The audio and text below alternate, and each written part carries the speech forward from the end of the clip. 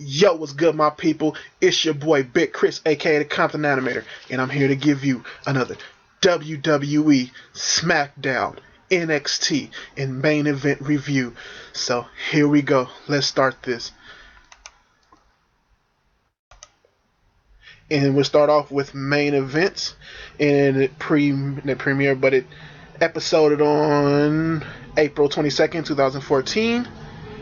And what coming off a pretty eventful Monday Night Raw, you get main events, and the show kicks off with Alberto Del Rio versus Big E Langston. These two get into a pretty chill match here, coming off a match that they had on SmackDown in previous matches that they've been having before, especially the two that Del Rio won going into WrestleMania and the one from the past week that ended in a DQ win for Big E Langston after Del Rio didn't want to let go of his arm bar and arm breaker, what he calls it, and Big E having to big in him at the end of that match.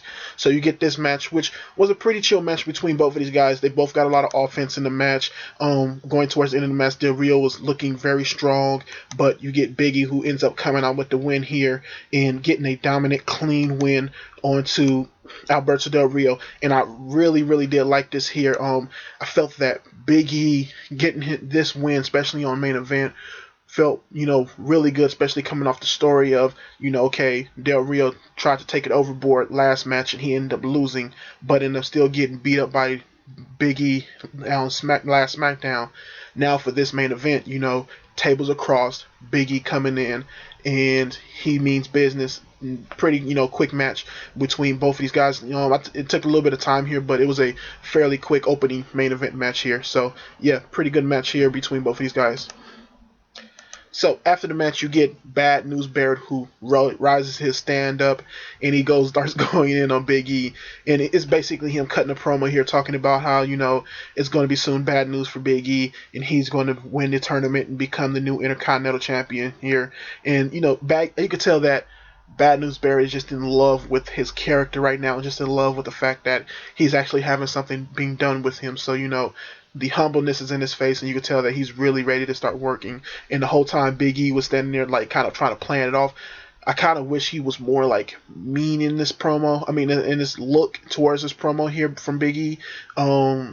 Instead of just kind of playing it off, but I guess that is just his character here, and I was okay with it. And once you think about it, they don't really have anything real to be mad about at each other, but with Extreme Rules coming soon, that you want a little bit of curiosity from Big E.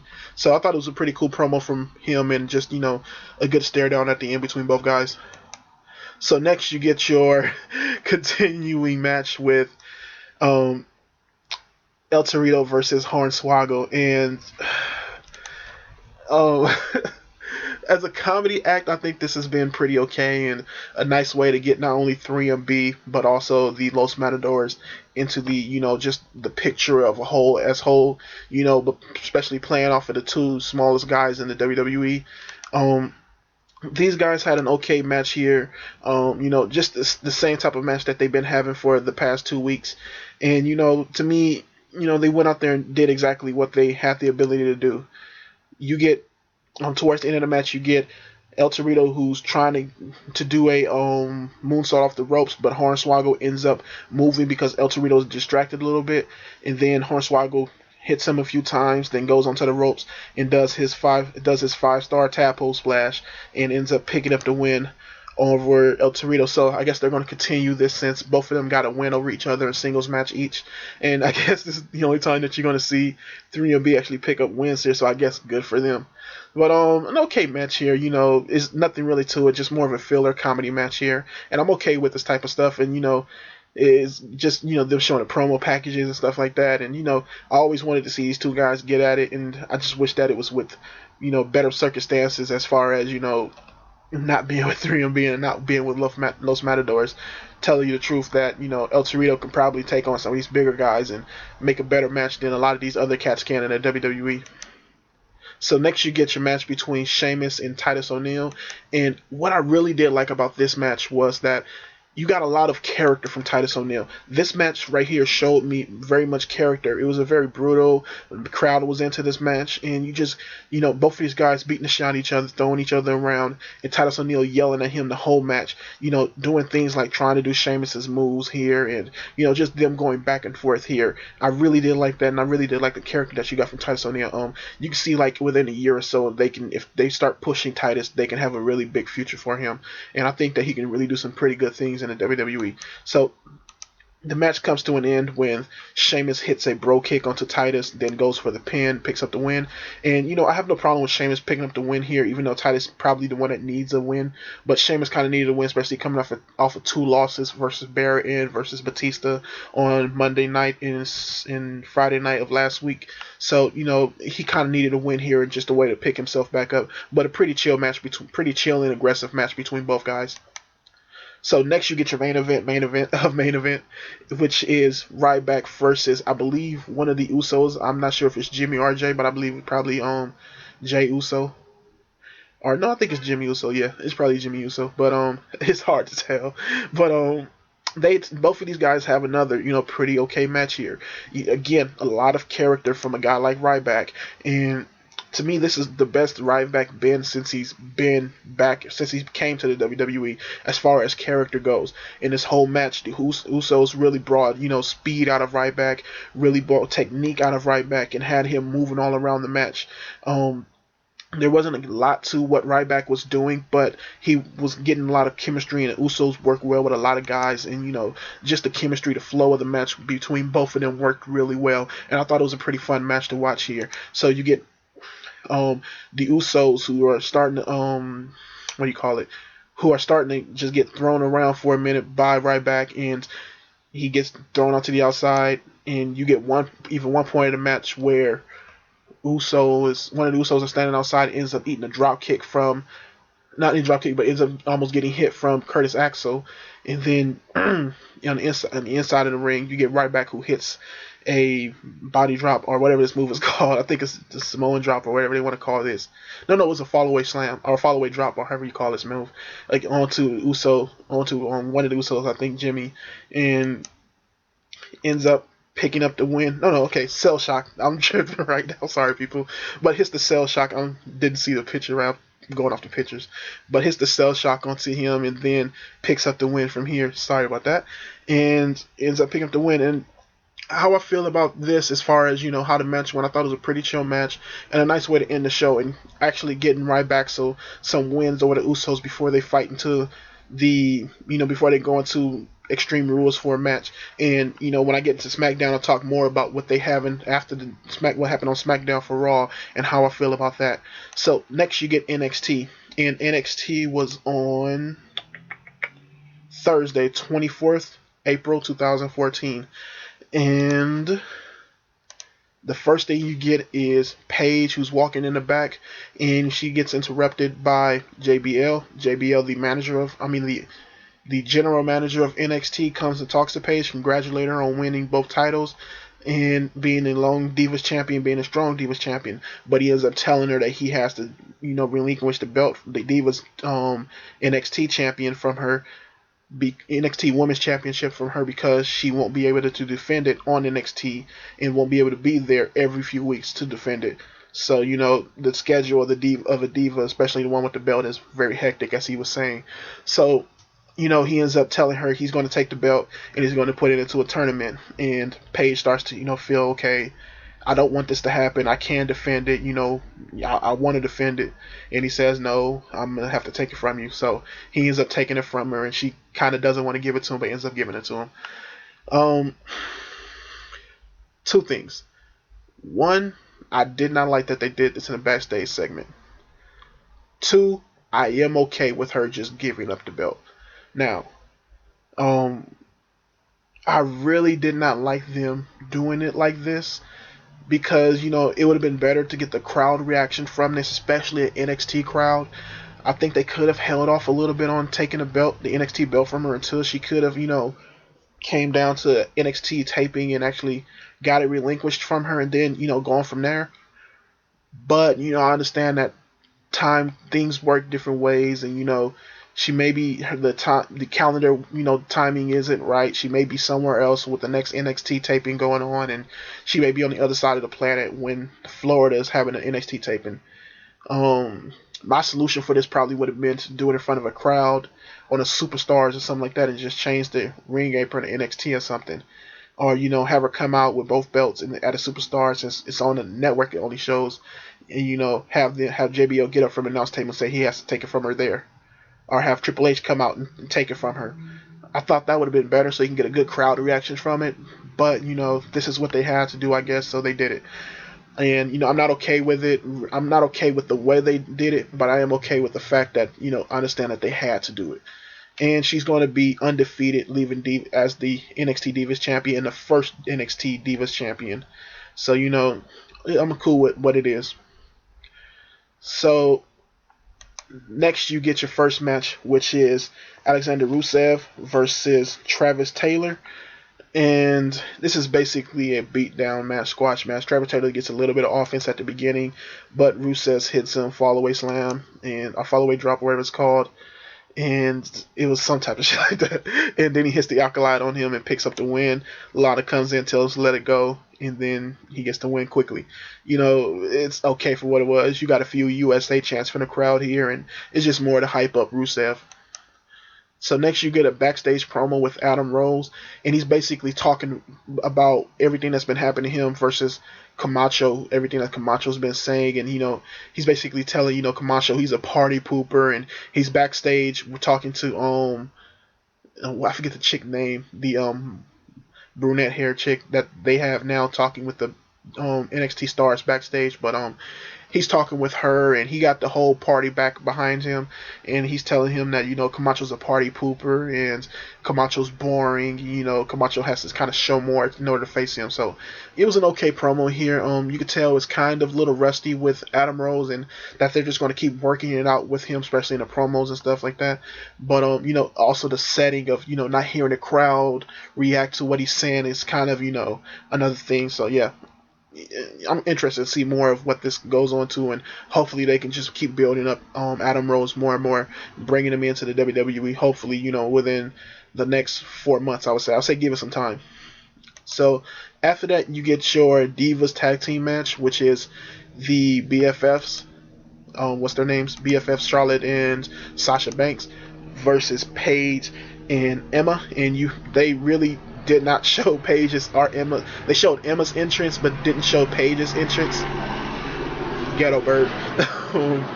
But they didn't show Paige's entrance because it was taped a few weeks back, and they just started the match with both of them. And they had to redo the commentary so they could say that Paige wasn't the NXT champion no more, and they had to talk about that through that way. So you get a match with these girls, and you get a pretty physical match here. I thought it was pretty good. Charlotte really showed her skills in this match. She was doing this this kind of, they was calling it a figure four type of headlock here, and she was doing this very well. She was moving all around the ring with it. She flipped Emma once with it, and then she was hitting her head into the ground in the same move, and I thought that was done very well here. You get Paige, who tries to get Sasha Banks, into the into the Scorpion crosslock, and she ends up getting kicked by Charlotte, and then Charlotte goes and hits her finishing move onto Paige and ends up covering Paige for the win. So it was a pretty good and pretty vicious diva match, and it really showed off the skills of Charlotte here. I thought Charlotte looked very good in this match, and both the other divas looked very good. I thought everybody looked good here, and just goes to show you that the place to be if you're a female wrestler is NXT. So yeah, I thought it was a pretty chill match, and you have the BFFs come over with the win, and just kind of looked at Charlotte was giving Sasha I had to go and take things into control myself. And it's going to be interesting to see what they do with the NXT Women's title as far from here. And as far as the tournament goes, that's how the title came in, and now Paige is leaving it undefeated and relinquished the title for another tournament. So hopefully they don't just keep it on one person for a long time like they did last time, and hopefully they can do something with this more. So next you get a returning Tyson Kidd versus Mason Ryan, and Mason Ryan's looking buff as shit in this match. They kept on the commentary talking about how Tenzai trained him, quote unquote, and it was a pretty chill match here. You get Tyson Kidd, who was doing a lot of good moves off in this match. Mason Ryan has some okay offense here, but Tyson Kidd was controlling most of the match. A lot of kicks, a lot of, just aggressive offense here, keeping Mason Ryan grounded and everything. Tyson Kidd ends up winning the match using a kind of a jumping neck breaker or something like that off of the ropes, and ends up pinning Mason Ryan after that move. And I was surprised here because Mason Ryan's a big son of a bitch, and you get Tyson Kidd, who ends up coming off with the win with that move. And it was a pretty good move, flipping off the top rope off of a standing guy like that, and I thought that was pretty chill. Then you get him to cut a promo at the end, basically saying, he's happy to be back on NXT, this is the place to be, and he's going to be here trying to do his thing. So yeah, pretty good, pretty okay match here, pretty quick and okay match here. So next you get Tyler Breeze versus Angelo Dawkins, and another quick match, damn near a squash match for Tyler Breeze. Hits him with the beauty shot, picks up the win here. Angelo Dawkins looked very, very silly when he came out to the ring. I think he has on too many accessories for a character, and it just didn't look great for him. I can understand what his idea of what he's coming out and looking like, kind of like a new school hip hop kid, but it really didn't look great for him. He needs to cut it down a little bit, and I think his character will be all right. The dancing and all that stuff is okay for what it is, but I think he can build more to that. Tyler Breeze is Tyler Breeze. He picks up a win here and goes on. Next, you get your main event, which is Sami Zayn and the Usos versus the Ascension and Corey Graves. And this is a pretty good match here, man. Like I said with the Usos work very, very well with damn near everybody. The chemistry that they have with the Ascension was very good. The chemistry that they had with Corey Graves and Sami Zayn on their team was very good. And, just them going on through the match. The Ascension was very hard hitting in this match and did a very good job of, keeping one of the Uso members down. But the match ends up going down with Sami Zayn hitting his one of his signature moves and then running on the outside, jumping onto the other members of the Ascension and Corey Graves, and then the final Uso member doing the Samoan splash onto, I think it was Corey Graves, and pinning him, and you get the Uso and Sami Zayn picking up the win. Like I said, a pretty chill match here. I thought it was a match that was very much needed for Sami Zayn, and one to just get him back in the groove and showing that he can be on top, and he's has something else in him for right now, and he's just not getting this concussion shit and showing he's back from it. And it even had a funny part at the end of this match when they were celebrating, where you started getting Sami Zayn dancing to the Usos music. So I thought that was pretty chill and a pretty good way to end NXT. I thought this was one of the better NXT shows in a long time. Every other NXT show for a while, ever since I would say a couple shows after Arrival, has been pretty okay to mediocre, but this show was pretty chill for me. And for main event, I would score that a B, and for this one, I would score it a B+. I thought this was a pretty chill show.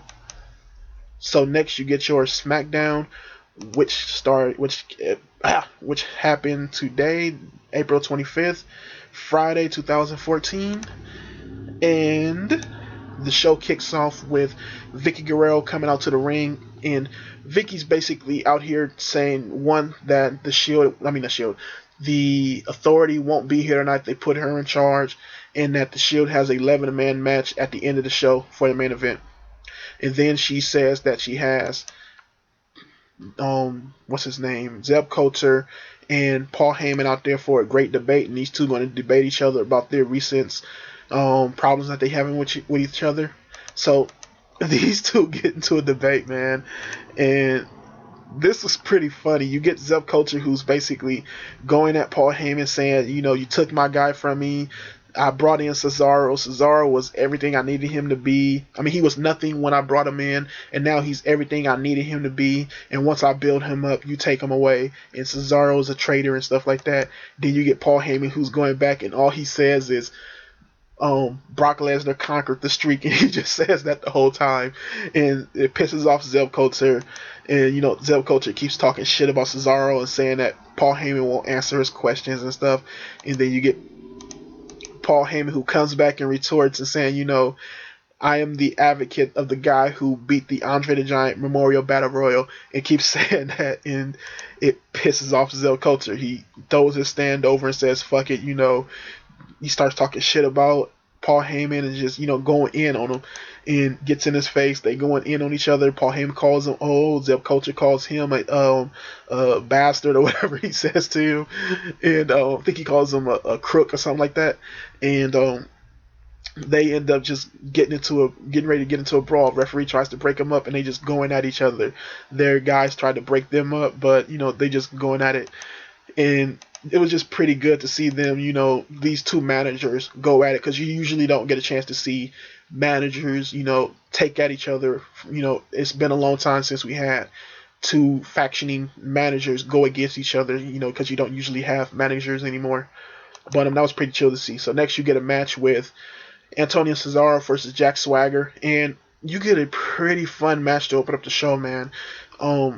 Cesaro was on main display here. Them damn uppercuts and strikes, and Swagger took him very well. Jack was just, all over the ring, just getting his ass whooped, but also throwing some good offense back. You get this one move where Cesaro jumps off the rope like he's going to do the Cody Rhodes type of move. What is it called? The disaster kick, but he ends up jumping off and doing the spinning elbow uppercut, the spinning Swiss or whatever fucking European elbow, and it was just a very devastating move to happen onto Swagger, and it looked very good, and just vice versa. Zeb Coulter is pissed off, then Swagger hits the ankle lock, and just everything that needs to be done in this match was done to each guy, and just a great way to have a match, and a very fun match. Paul Heyman pissed off, and just like I said, just a really good match here. So the match goes down with Swagger starting to get a little bit of offense. Then Cesaro comes back, hits the big swing onto the Cesaro swing onto Swagger, then hits the neutralizer and picks up the win here. And you get Cesaro and Heyman, who's cheering off, and Cesaro quickly exits the ring, and we get our first Shield showing of the night. And the Shield comes out, and they go in to demolish Jack Swagger and just go in and just beat the shot of him, and then hit him with the triple power bomb. And you get the Shield just standing tall after that and just looking like, come get it. And they cut a promo basically saying that, the Authority's new line is adapt or perish, and it looks like Jack Swagger didn't adapt. So, a very, good, just quick line between all three guys of what they were saying, kind of, they passed the mic to each other real quick, and you get Roman Reigns who says that at the end. So I really did like that, and I really did like that they took Swagger out the whole 11-man match that was going to happen for the main event. So next you get a Divas match, which is Natalya versus Tamina. And before the match, they showed a promo of Paige, and Paige was basically she was basically talking to Michael Cole or whoever it was for the little backstage, for the little sit down interview that they usually do with Triple H. It was Paige that was doing it, and she was basically talking about her win and how everything went for NXT and stuff like that, and how she feels about facing Tamina. So you go watch that on the YouTube, and it was pretty okay promo for Paige, and just Divas getting more stuff right now, so it's very good to see. So the match itself between Natalya and Tamina was pretty okay. Natalya got a lot of offense in this match. That's the only thing that I didn't like about it. Natalya looked way too strong here. She was, for the most part, taking over the match, and very much beating down on Tamina. And Tamina started towards the end of the match to get her stride going. Natalya tries to hit a sharpshooter. Tamina kicks out of it, and Natalya still is getting offense, hits her with a spinning clothesline. But you get Tamina, who hits the Samoan drop. She tried to go for the snooker splash or whatever they call it, and misses it, but then ends up hitting the super kick and ends up pinning Natalya and picking up the win. So you get a pretty okay physical Divas match here. It got a little bit more time than usual, but pretty okay. I just wish that Tamina was more dominant here, especially going up against Paige at the pay-per-view. She looks kind of weak, being especially taken over by Natalya, but it also still keeps Natalya looking strong. So it's okay for what it was, but I think it was a little bit too much offense for Natalya. So next you get the Shield. You get 3MB who's backstage, and they're basically talking to each other and saying how happy they are to be in tonight's main event once again and be in another main event. But the Shield come out. You get Seth Rollins who comes out first, and you get Heath Slater who's going, "Oh, let's beat the shit out of Seth Rollins." Then Ambrose comes out, and Heath Slater's like, "Fuck it, it's 3-on-2. We'll still beat the shit out of you." And then Roman Reigns comes out, and Heath Slater's like, "You know what? Let's wait until the main event to fight." And the Shield just start beating the shit out of the other two members of 3MB. And then Roman Reigns goes and super punches Heath Slater in the face, and they beat the shit out of 3MB here and took him out of the main event match. So a very good beatdown. I watched it like 2 times. I thought it was very funny. Just seeing 3MB get beat down, and especially having their own little segment here. I like seeing 3MB here. I think they're a fun little duo, and hopefully that, I think that would be very fun, just as far as a filler pay-per-view to go against the tag team champions, especially if they, pick up a few wins here and there, and, just kind of fluke wins and, kind of be that thing. I think that would be very fun, but a very good beat down here by the Shield, and it's making the Shield look even better going further into the night. So next you get your next Uso, which is probably Jey Uso, going against Curtis Axel. And these two have an okay match here. Nothing special to the match. Curtis Axel is looking a little bit better, but you still got Ryback, who had a way better match on a main event this week. But, these two have a pretty good match. They're all over the ring with it, and Curtis Axel hits a few nice moves here. So do Jey Uso, whoever it was. Curtis Axel ends up ending the match hitting his finisher, which is kind of like a spinning neck breaker when he hits your face on the ground, or whatever he wants to call it. But he hits the finisher and picks up the win on Uso, and he gets a win. Ryback so picks up another win here. So I like the match for what it was. I kind of wish that it didn't end with another clean win. I wish it was a little bit more of a heelish thing done here. But I guess Ryback's are picking up more wins going into it, and you learn on the WWE Network. When I was getting these pictures, I found out that what are their names? Ryback so is getting a tag team title shot on Raw. So that's going to be interesting to see, what they do with that. I understand why they're doing title shot on Raw and not at the pay-per-view for now. It's because, they want to have something happen on Raw. Then there's going to be a stipulation at the pay-per-view for the tag team match. So, I'm interested to see what happened there, and a pretty okay match here. So, next you get the Shield, again, meeting Brad Maddox in the back. Brad Maddox was on the phone with, I guess, Triple H. Seth Rollins takes the phone from him, gives it to Ambrose. Ambrose throws the phone, and they just start beating the shot of Brad Maddox, who came in earlier in the night and told Vicky Guerrero that the authority said that she can leave and he's going to be taking over for the night. And Roman Reigns throws him into the wall. Seth Rollins beats him, kicks him a few times, and then you get Ambrose, who says, "Everybody move," and he just jumps over the couch and just starts beating the shit out of Brad Maddox and just kicking him and hitting him and stuff like that, just being a wild man that he is. And I just thought this was a pretty funny part and just a pretty good way of, just keeping the Shield going on with beating the shit out of guys throughout the night. And this is the third person they beat down tonight, so it was just a pretty good way of, doing their thing. So next you get the Wyatt family, who come out, and Bray Wyatt comes out and cuts a promo, and he's basically talking about love here, and he's saying how, you have good love and you have bad love, but they're all in the same thing. They can be used for good and bad, but they're still love nonetheless, and he uses them both. And that people used to love John Cena, they had a lot of love for John Cena, but that has all turned to hate, and people are now coming to Bray Wyatt's side and loving them. And the crowd starts singing, and he's telling them, "Sing, brothers and sisters," and stuff like that. And, they start singing his little "We Got the Whole World in Our Hands" song.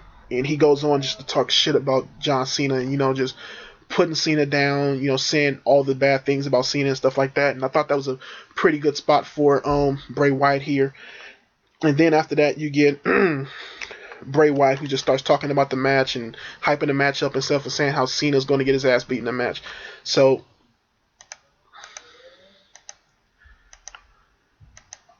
you get Bray Wyatt, who goes on top of the cage and he starts to sing. And, I thought it was just a pretty good promo here. Just another promo by Bray Wyatt. And I thought the cage made it different enough to where I liked it more, because it wasn't just, Bray Wyatt cutting a normal Cena promo that he's been cutting for the past few weeks. It added a little bit more to it and added to the aesthetic of it. So next you get a match with the Wyatt family versus the Rhodes brothers. And a pretty chill match here. You get the Rhodes brothers, who taken in a few offense at the beginning. And then you get the Rhodes, who come off and start getting offense in themselves. You get Cody Rhodes, who was Goldust, who was knocked out of the ring at first, and Cody Rhodes was trying to pick a tag, and he was like yelling at Goldust to get up, and Goldust finally gets up and gets the tag in, and Goldust goes in and starts doing his thing. But you get even more strife between the two, to where that Cody Rhodes is trying to do other things, and Goldust isn't really there for him. And it just only happened like 2 more times in the match. But you get Bray Wyatt, who's on the outside of the ring, and just starts hyping up his 2 team members and saying, "You look how good they are," and stuff like that. And it's raining right now. You get the Wyatts, who's just looking more and more dominant in this match. So you get towards the end of the match, Cody Rhodes is looking very dominant. He gets on top of the rope, and he tries to do a splash onto the other Wyatt member, but ends up getting hit off because Luke Harper ends up throwing Goldust into Cody Rhodes and knocking him off the top rope, and then hits Goldust with the spinning clothesline and picks up the win from that. So, a pretty okay match here, and I like that they're pushing more with the whole Cody Rhodes and Goldust thing. And even after Goldust ends up hitting Cody Rhodes off the rope, he goes like, "Man, what the fuck again?"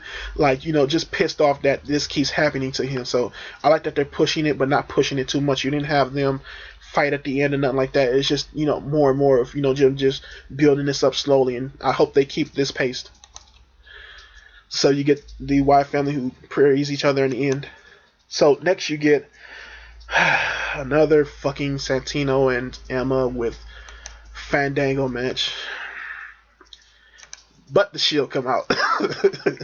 And the Shield come out, and Fandango's in the 11-man match for the main event, and they go again to demolish Fandango, beat the shit out of him on the stage, drag him to the side, and get ready for a triple power bomb through tables onto the floor. And this was just, this move always looks very brutal, and just putting him through the tables right there, and just having him lay on the floor. The good look from Layla here, and just a very nice move done onto him. Just a pretty good way to just put down your last guy going into the main event. Next, you get the announcers talk about the things that happened with Daniel Bryan and stuff, and say that Stephanie McMahon is going to be on Raw to apologize about what Kane did. So, I'm expecting to see something good from that, hopefully. And they also say Daniel Bryan is going to actually be on Raw for next week. And, that's a surprising thing, because, I didn't think Daniel Bryan was going to be on Raw, especially after his father dying. So, I'm interested to see what they do from that. So next you get your main event, which is the Shield versus the 11-man that the Authority picked. And only 5 of them come out, and they say on the announce tables that Curtis Axel was beaten up by the Shield backstage. They didn't show it, which I like, because it was already in a lot of beatdowns tonight. And you get these 5 men come out, Ryback, Titus O'Neil, Roberto Del Rio. Fucking rain is loud. Bad News Barrett and Damian Sandow. And here you get a clinic from the Shield. They just start going in and beating the shit out of these guys. They just do a really good job at the beginning of taking out, several of the guys. You get Rybacks and the other guys who come back towards the, second part of the match, and they start doing their thing, just tagging each other in and out and just, going at the Shield here. But, the Shield ends up clearing house after the other team start running in here and trying to beat up on them. Shield clear house, and the other guys are trying to figure out what to do. So, they start coming off with a little bit more offense. but then the Shield start going back at them. You get, just the Shield and them just having a pretty good match here and just going back and forth with each other. And, I really did like how, they used a lot of these guys well. Bad News Barrett really didn't take a lot of punishment here, too. And I like how, towards the end of the match where you get him and where you get just everybody starts this big brawl and stuff like that, and him and Del Rio just decide, I'm not going to go and fuck with this, and they start walking to the back, and Barrett just runs once he sees Roman Reigns, and Roman Reigns just comes and Superman punches Del Rio onto the stage, and that was just very funny to see. Like, Del Rio could not get away from this ass whooping, so I really did like that. They get back to the ring, looking vindictive as hell, and just start cleaning house again, beating the shit out of everybody.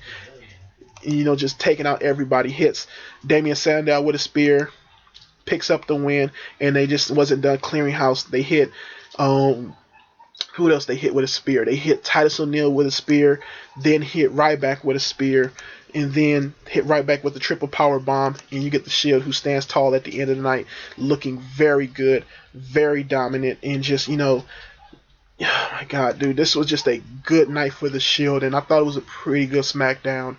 As far as this show goes, man, I would give this show an A-. Every match wasn't great, but I think the way they positioned the Shield throughout the night made this show very fun.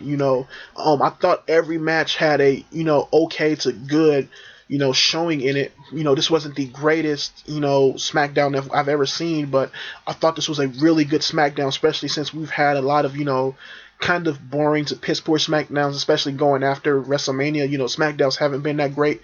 I thought this here was a really good SmackDown. It was very fun to watch, and it was because of what the Shield were doing. Also because of what Paul Heyman, Zeb Coulter, Cesaro, and Swagger did tonight.